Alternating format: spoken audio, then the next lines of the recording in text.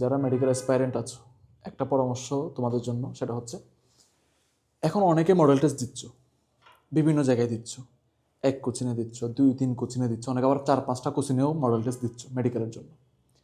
But এখানে একটা কথা আছে। কথাটা কি? তুমি যে রেগুলার বেসিসে মডেল টেস্টগুলো দিচ্ছ বা বাসায় যেগুলো মডেল টেস্ট নিজে প্র্যাকটিস করতেছো, এখানে তো তোমার নিশ্চয়ই কোনো না কোনো প্রশ্ন ভুল হচ্ছে।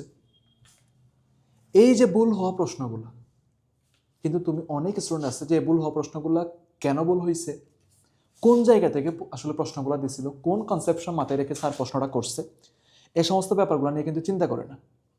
দ্যাটস ওয়াই তারা তাদেরকে যদি ওই কোয়েশ্চেনটা রিপিটেডলি আরেকটা প্রশ্নের প্যাটার্নে যদি আরেকবার দেওয়া হয়, তারা সেখানেও গিয়ে ভুল করবে। তাহলে এরকম মডেল টেস্ট দিয়ে কিন্তু আলটিমেটলি কোনো লাভ নাই। তাহলে আপনাকে মডেল টেস্ট দেওয়ার উদ্দেশ্যটা হচ্ছে ভুল সংশোধন করা, গ্যাপ ফাইন্ডিং করা, অর্থাৎ কোনটাই গ্যাপ আছে সেটা দেখা। আলটিমেটলি যদি তুমি এই জিনিসগুলো যদি ঠিক করতে নাই পারো, তাহলে তো তোমার মডেল টেস্ট দিয়ে কোনো লাভ হচ্ছে না।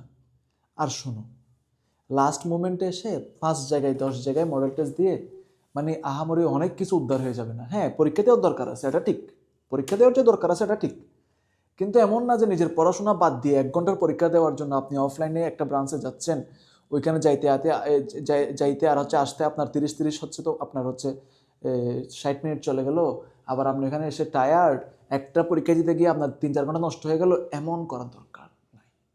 সুতরাং আজকের একটাই মেসেজ যারা মেডিকেল অ্যাডমিশন দিচ্ছ তোমাদের জন্য, আমরা আমাদের প্রত্যেকটা ব্যাচে বলে দিয়েছি, মেডিকেল অ্যাডমিশন ব্যাচে, যে আমরা যে মডেল টেস্টটা নিচ্ছি, ওই মডেল টেস্টের যে ভুলগুলো তোমার হচ্ছে, ওই ভুলগুলোর প্রতি বেশি ফোকাস করতে হবে, এমনভাবে আইডেন্টিফাই করতে হবে ওই রকম ভুল যেন আর না হয়।